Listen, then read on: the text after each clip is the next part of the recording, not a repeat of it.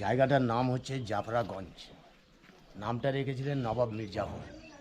ওনার আসল নাম ছিল মীর মোহাম্মদ জাফর খান। ওনার নামে জায়গাটাকে জাফরাগঞ্জ বলে জানা হয়, পুরো এলাকার নাম। এর ভেতরে কবর আছে 1100, পুরো মীর জাফরের পরিবারের। তো বলে দিচ্ছি, দাঁড়ান।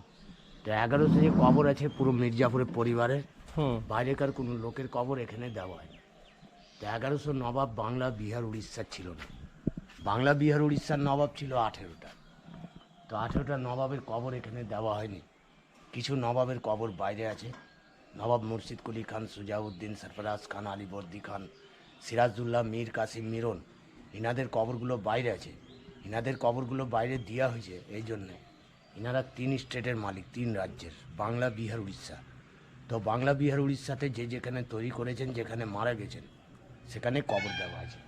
কিছু নবাব নাজিমদের কবর মিডিল লাইনটা আছে।